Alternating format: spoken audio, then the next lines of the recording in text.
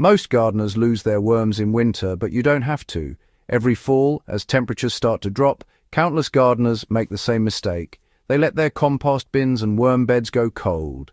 When that happens, worm activity slows to a crawl or stops altogether.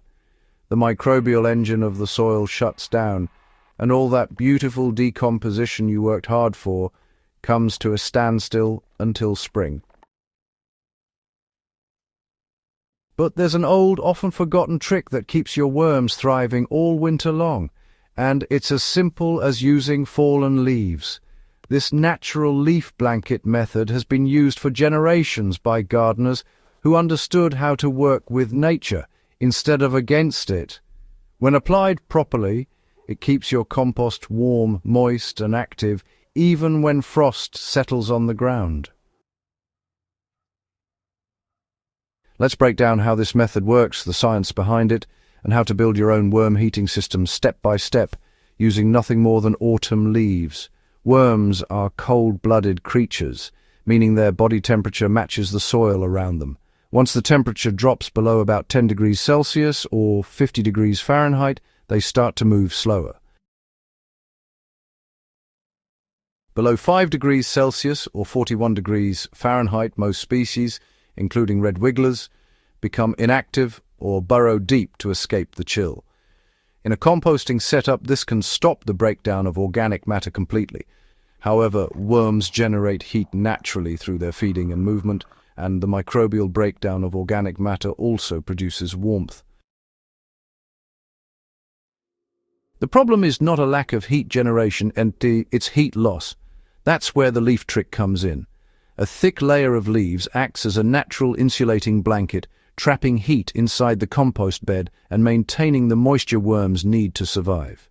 Unlike plastic covers or tarps, leaves also breathe, preventing the buildup of anaerobic or airless conditions that harm worm populations. Fallen leaves are light, airy, and full of small pockets that trap air, which slows heat loss. They also slowly decompose, releasing small amounts of carbon and minerals that feed the compost ecosystem. As they break down, they support beneficial fungi, the very organisms worms love to eat. Think of it this way: when you spread leaves over your worm bed, you're giving your worms both a thermal blanket and a slow-release food source. The leaves gradually feed microbial life, which in turn keeps decomposition and warmth going.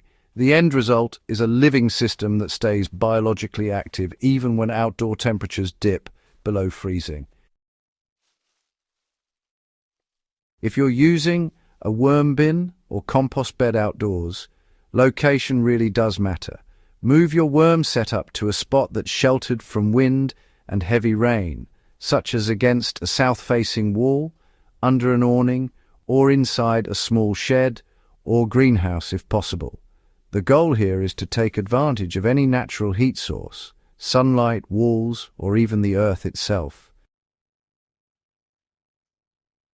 If your worm bed is in ground, you already have an advantage. Soil retains heat better than exposed bins. However, even raised or barrel-style worm bins can be winterized effectively with the leaf method. Before adding leaves, make sure your worm bed is properly prepared for the colder months.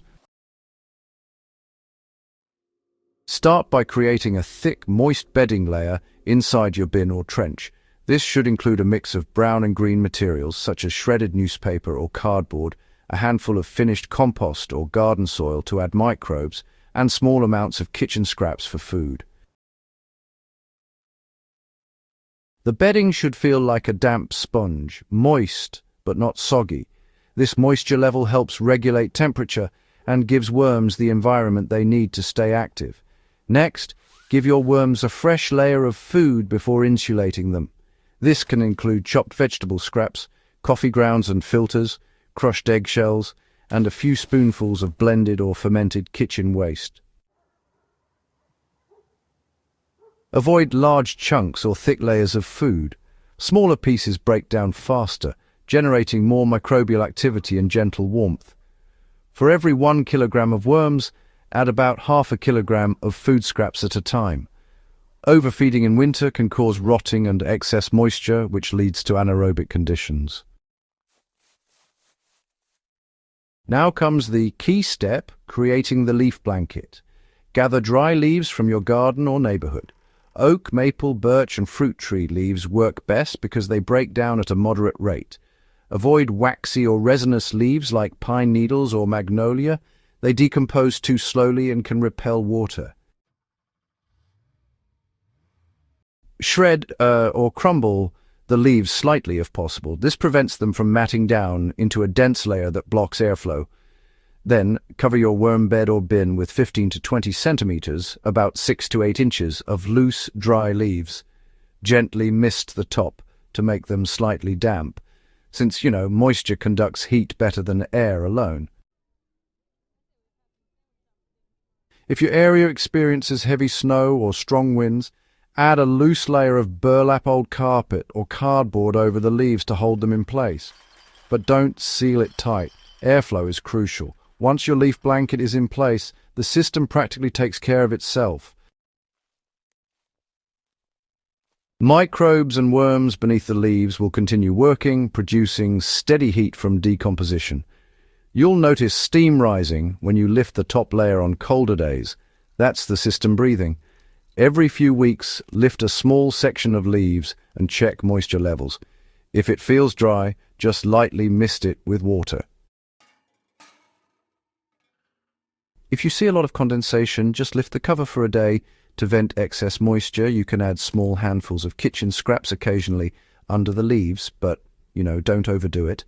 The worms will eat more slowly in cold weather as long as the bed stays above freezing. They'll remain active and continue converting waste into nutrient-rich castings.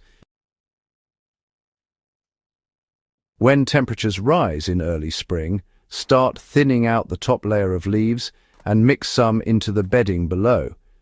This jump-starts microbial activity and adds new organic matter to feed the system.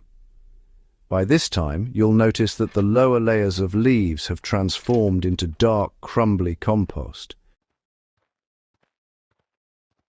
That's your winter soil gold, a perfect top dressing for garden beds, seedlings, and potted plants.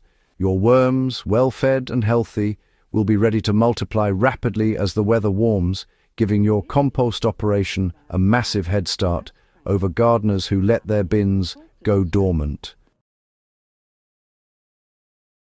Plastic traps condensation, suffocates aerobic microbes and causes temperature spikes during the day and freezing at night. Leaves, by contrast, regulate naturally. They insulate, breathe, and release nutrients as they break down. It's a self-balancing system. In short, this method is what worms evolved with. In forests and fields, they rely on fallen leaves to survive the cold months. You're not reinventing the wheel. You're returning to a natural cycle that works flawlessly. Using fallen leaves to insulate your worm beds is one of the simplest, most effective ways to keep your composting system alive through winter. It's free, it's regenerative, and it works in harmony with the biology of your soil. This season, don't bag those leaves or send them off with the trash. Keep them close, layer them deep, and let nature handle the rest. When spring arrives, you'll open your worm bed to find it warm, moist, and alive, while everyone else's bins are frozen solid. If this guide helped you, subscribe to Gentle Herb Living for more practical, proven gardening wisdom rooted in nature, and share this video with a fellow gardener who's tired of losing their worms every winter, because the secret to year-round composting has been falling from the trees all along.